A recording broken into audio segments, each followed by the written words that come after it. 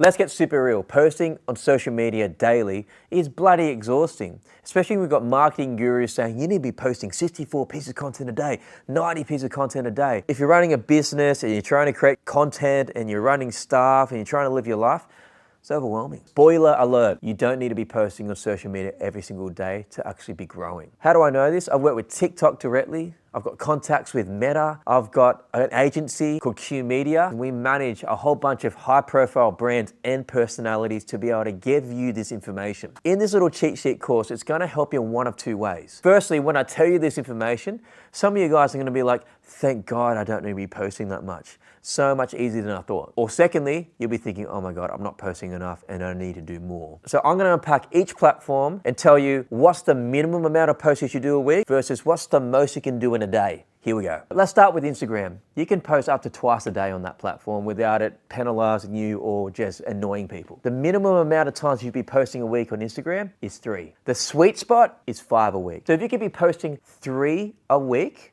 which is about 12 videos a month, or 12 photos a month, or 12 graphics a month, those 12 posts will grow your profile if the content is quality. Let's get to TikTok. I say TikTok is the platform that you can experiment anything on. You can post up to 5 times a day on that platform. I consulted and worked with Singapore TikTok, and I was in a masterclass one-on-one with a consultant from TikTok in Australia. They said minimum rule of thumb, 3 posts a week is a good dose to be able to grow that profile well. Again, the quality of the content really matters if it grows or not. Post every single day if you can on that, but you can post upwards to 3 to 5 times a day if you got it in you. Let's go to Facebook. Now, Facebook is by far probably the oldest platform out of these ones I'm mentioning. With Facebook, minimum 3 posts a week, about 5 times a week is the sweet spot, and you can post around twice a day. I suggest morning and afternoon, or morning, midday, and evening is a good time to be able to post on Facebook. LinkedIn is my least favorite platform personally because I get on there and feel slimy. You got these people sliding to your DMs going, hi, sir, thanks for your connection today. It's like, ooh, gross. But anyway, LinkedIn is a fantastic platform because it is, I guess, the professionals platform. You're talking about your wins and your receipts professionally. On Facebook and Instagram, you can show your lifestyle and your holiday and all a bunch of stuff. There's some people that really thrive on this platform, and it really, I believe at the moment, is rewarding good writers. So I don't believe that the algorithm on LinkedIn favors video as much as the other ones. It's not as optimized. Your traditional writing, images, and quotes, again, is like Facebook, but for the professional platform, for the people there. Minimum posting on LinkedIn a week is 1 to 2 posts a week. Maximum amount of posts on LinkedIn, probably 3 to 5 times a week. Sweet spot, 3 to 5 times a week. If you're not very good on camera, get good at writing. It's either typing or talking. And lastly, YouTube. If you can put yourself in the mindset that Instagram, YouTube, all this stuff, you're like a Fox News, but not talking about like the news, but you're talking about your type of topic, you have to be frequent enough. And YouTube is usually minimum 1 post a month if you're doing long form videos. The sweet spot is twice a month. Ideally, you want to be aiming for once a week. And that's hard because these long form videos can be 10 to 20 minutes and it can take a lot to come up with ideas and edit that in time. But here's the thing with YouTube that I found talking to really successful YouTubers. If you say you're going to do weekly, you got to do weekly. So you got to look at what's realistic for you, but you've got the goalpost there to be able to go, okay, once a month, twice a month, or weekly. Aim for weekly, but that usually requires you to go to a team. So here's some case studies from our agency. We have a client named Shelley, and she is a HR consultant. You think HR, how boring or how relevant is that to people? Well, on LinkedIn, she thrives a lot. And in her industry, there isn't a lot of HR people at all that actually put their face in front of their profession. And she's in her 30s, and she's pretty, and she's got a lot to say, and she worked really hard with our team to get better on camera. From posting 3 times a week on videos on YouTube to Instagram and turning those ideas and that hard work into written format and putting videos on LinkedIn even, the combination of typing and talking. In about 6 to 8 months, she was approached by Australia's leading newspaper to be a columnist for The Age and the Daily Telegraph. Her workshops are booked out and they're upwards of 10 grand a workshop. She's absolutely booming, and the feedback she's getting is this: we found you on social media, we saw your videos. We have another client named Pauline, and she is an entrepreneur coach, and she really helps people with their well-being and spirituality. And she had no followers on TikTok at all. And in a matter of 3 months, she has grown from 0 followers to over 40,000 followers on TikTok organically. And she has had a number of leads come through from TikTok that absolutely love her content on that platform. And she doesn't take on every client that comes across her desk or in her inbox because she has a criteria.